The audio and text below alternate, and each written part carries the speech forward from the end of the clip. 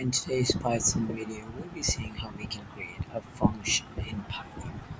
So a function is basically something like this. So you define a function, you can give it a name, and you can give a thing that this function needs to execute, and then you can call the function by using the name and parentheses. So if I run this, so by this code I'm defining, that is defining the name of the function. This is a parameter, you can put variables in there and we'll talk about that later. Then I'm going to write a line of code that function is going to be executing while it is called. Then I'm going to call the function, and if I call the function, it says hello world executing this line. Yeah, I can also do like if if mm, a equal to b, then call this, and you can put a variable a equal to 1, b equal to 2. So now it's not equal and it's not going to run. As you can see, a is not equal to b, so it's not calling the function. Now if I put a and b the same, it calls the function and runs hello world or executes this line of code. Another thing that you can do with functions are you can give specific variables, or you can have a parameter in the function a equal to 1, and I'm going to say def main, just giving a name, def main, and this is where you put a. So you need to inform. You can also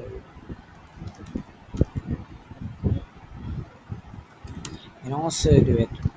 You can also put the a here, or just directly use a as a variable. But using a parameter is better because you can receive input and execute functions on the things in parameters. If I say print a and create a variable a equal to 1, and I call main, as you can see it is 1, it is printing 1. And if I say a is 1, b equal to 2, and if I give it the parameter a and b and execute this, and also put that while calling. So you need to put the parentheses here, then use it here, or use the parameter while calling the function, and then you can execute this. So it's going to execute 3, or run 3, or return 3. So that is a simple thing about the function. Now let's do a little exercise on.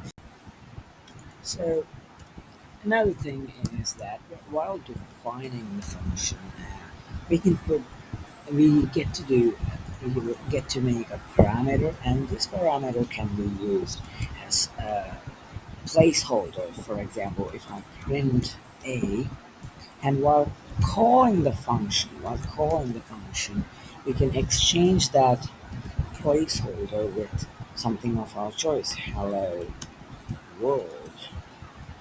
So now what's going to be happening is it's going to exchange this a, that parameter, with this hello world, and it's going to print this a. So every time we use a inside of this function, it's going to be exchanged with this hello world. So if I try that, it's going to print a, which is hello world, and if I change that to 1, so if I change that to 1 comma 2, and it's going to be a comma b, and I'm going to do a plus b, integer a plus b. So now if I so what I'm doing is, while defining the function, I'm putting two parameters a and b. I'm printing the integer version of a and b, or the sum of the integer version of a and b. Then while calling the function, that I am exchanging this a with 1, this A with 1 and this B with 2. So every time I use A and B in this function main, it's going to be exchanged with 1 and 2 respectively. So if I try that, it should return A plus B, which is 1 plus 2, 3. 3. You can see that in the command or console. Now if I change that A with 3 and B to 6, it should return 9. Yeah, it returned 9. So that's, we'll be using this more in the challenge segment of this video. So this is our challenge here, and it is taken from the website Python Principles, and it is the second challenge in there. So let's see how we can solve this challenge. So the name of the challenge is middle letter. So what we need to do is write a function named mid that takes a string as its parameter. So let's do that quickly. So let's write a function. Let's define a function named mid, and we're going to take a parameter string, which is a string. Okay, so this is going to be a string. Then your function should extract and return the middle letter. If there is no middle letter, your function should return the empty string. For example, mid ABC should return B, and mid AAAA should return nothing, an empty string. So let's find a way in which we can find out if there is a middle letter or not. Middle letter or not. To do that, we can do this by using simple maths. Simple maths. We can use if the we can see if the uh, length of the string is even. If the length of the string is even, if it is even, then it's not going to have a middle letter. If it is not even and is odd, then it is going to have a middle letter. To find out if it has a middle letter or not, we can do if length of string, and this is a modulo. This is a modulo percentage 2. So this gives you the reminder. So this over here, this line of code over here, this part of code over here, length of string percentage 2, this is a modulo. So it's going to,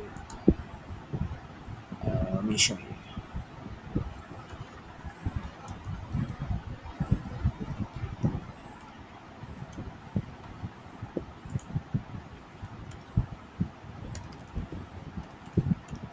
Let me create a new file over here. And if I am finding 2 percentage 2 equal to 0, okay, if 2 percentage 2 equal to 0, then I'm going to print even. So what is this? What does this do? So this checks if 2 percentage 2, this is a modulo, and it outputs or returns the remainder of this and this.